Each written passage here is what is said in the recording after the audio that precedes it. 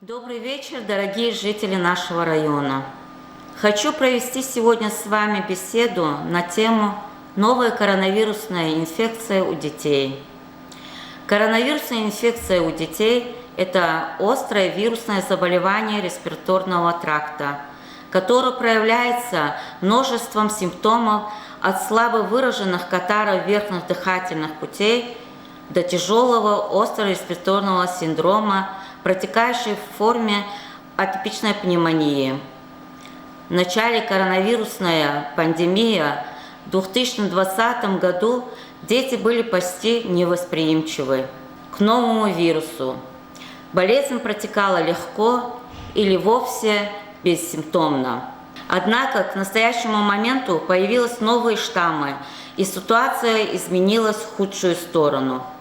Более 7 тысяч детей в возрасте от 17 лет в Дагестане заболели коронавирусом. В нашем районе в этом году заболело 6 детей, умерших нет. В организм ребенка вирус попадает воздушно-капельным или контактным путем через предметы. Инкубационный период составляет 2-14 дней. Затем начальный период 1-7 дней. Разгар болезни 8-14 дней и период выздоровления от 14 дней до 3-6 месяцев.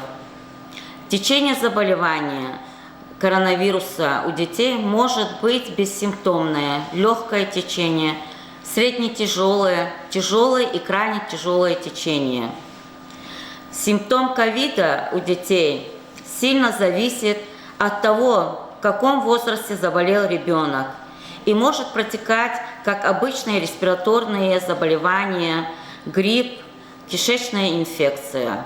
У детей от 0 до 5 лет коронавирус размножается в желудочно-кишечном тракте.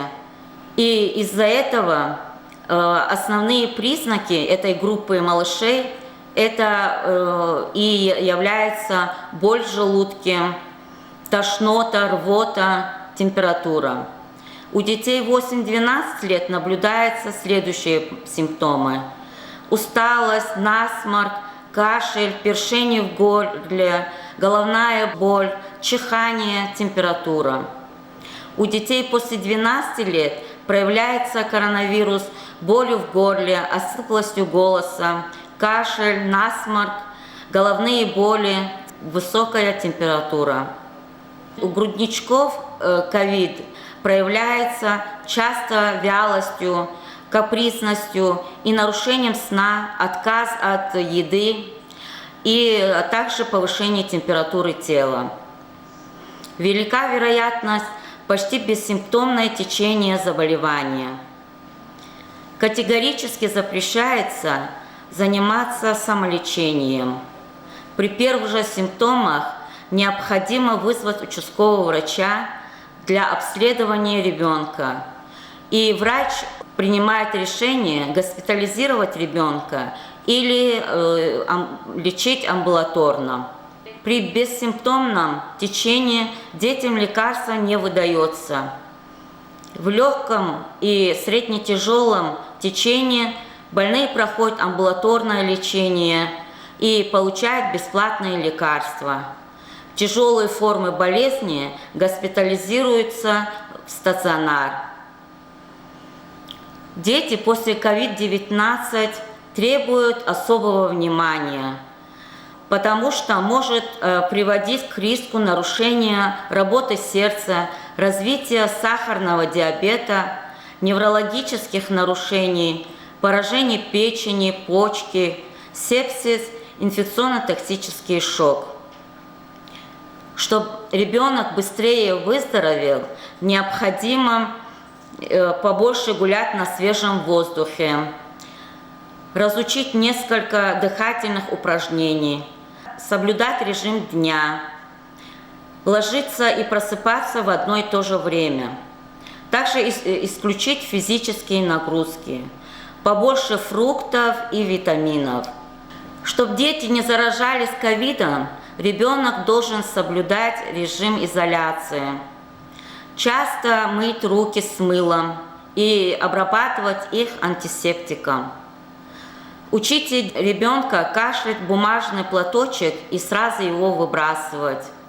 Контролируйте, чтобы дети не трогали руками общественные дверные ручки. Если поход в поликлинику, аптеку, магазин необходим, то наденьте маску на себя и на ребенка. Орошайте нос солевыми растворами, полощите горло. Дома поддерживайте влажность воздуха на уровне 40-60%. Проводите дезинфекцию. Простой метод 60-100 мл белизны на 1 литр воды. Чаще проветривайте помещение. В России в настоящее время зарегистрирована прививка от новой коронавирусной инфекции для детей.